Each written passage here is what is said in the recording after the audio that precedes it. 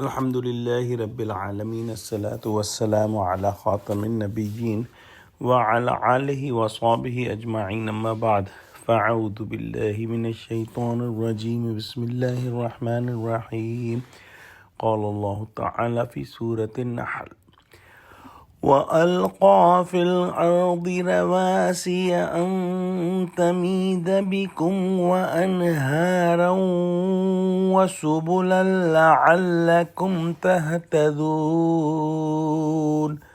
وَعَلَامَاتٍ وَبِالنَّجْمِ هُمْ يَهْتَدُونَ۔ ترجمہ: اور اسی نے زمین پر پہاڑ بنا کر رکھ دیے کہ تم کو لے کر کہیں جھک نہ جائے، اور نہریں اور رستے بنا دیے تاکہ ایک مقام سے دوسرے مقام تک آسانی سے جا سکو، اور راستوں میں نشانات بنا دیے، اور لوگ ستاروں سے بھی رستے معلوم کرتے ہیں۔ یعنی اللہ سبحانہ وتعالی نے زمین پر بھاری پہاڑ رکھ دیے تاکہ زمین اپنی اضطرابی حرکت سے تم کو لے کر بیٹھ نہ جائے۔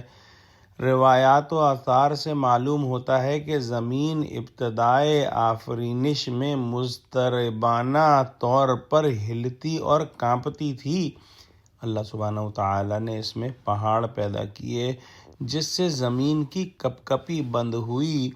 آج کل جدید سائنس نے بھی اقرار کیا ہے کہ پہاڑوں کا وجود بڑی حد تک زلزلوں کی کثرت سے معنی ہے، گویا زلزلوں کو روکتا ہے۔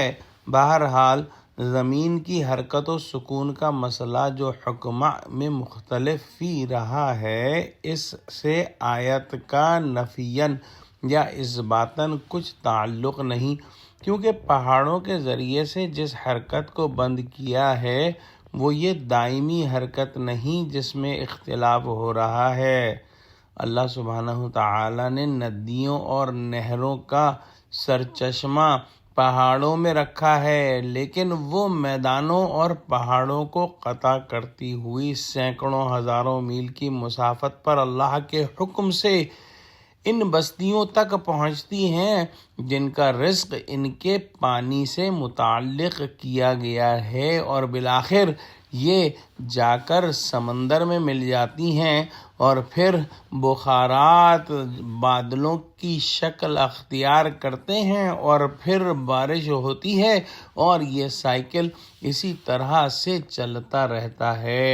اللہ سبحانہ وتعالی نے انسان کو وہ علم دیا ہے جس کے ذریعے وہ راستوں میں نشانات بناتا ہے، اور لوگ ستاروں سے بھی رستے معلوم کرتے ہیں اور ٹھیک ٹھیک رستوں کا سراغ نکال لیتے ہیں۔ آج کے دور میں نیویگیشن سسٹم بھی اللہ سبحانہ وتعالی کی رضا اور اس کے دیے گئے علم سے انسان نے ایجاد کیے ہیں، اور ان کے ذریعے سے انسان کہیں بھی کسی دوسرے کی مدد کے بغیر پہنچ سکتا ہے، اور یہ سسٹمز اس کو ٹھیک ٹھیک منزل مقصود تک پہنچا دیتے ہیں۔ واللہ اعلم۔ پرانے وقتوں میں لوگ پہاڑ، چشمے، درخت، ریت کے ٹیلے وغیرہ اور مختلف قسم کی علامتوں سے جو ہے وہ سفر کرتے تھے، اور مسافروں کے قافلے ٹھیک رستے کا سراغ لگاتے تھے۔ اسی طرح سے رات کے وقت دریا اور خشکی کے سفر میں بعض ستاروں کے ذریعے سے سمت کا تعین اور راستے کا پتہ لگایا جاتا رہا ہے۔ قطب نما جو رہنمائی ہوتی ہے وہ بھی بالواسطہ ستارے سے تعلق رکھتی ہے۔ واللہ اعلم۔ دعا کرتے ہیں کہ اللہ سبحانہ وتعالی ہم کو قرآن کا فہم عطا فرما، ہم کو سچوں سے جوڑے اور ہم کو صراط مستقیم پر قائم فرما دے۔ اللہ مسلمانوں کی مدد کر، غزہ کے مسلمانوں کی مدد کر، مسلمانوں کو متحد فرما دے، آمین۔ وآخر دعوانا ان الحمد للہ رب العالمین۔ والسلام علیکم ورحمۃ اللہ وبرکاتہ۔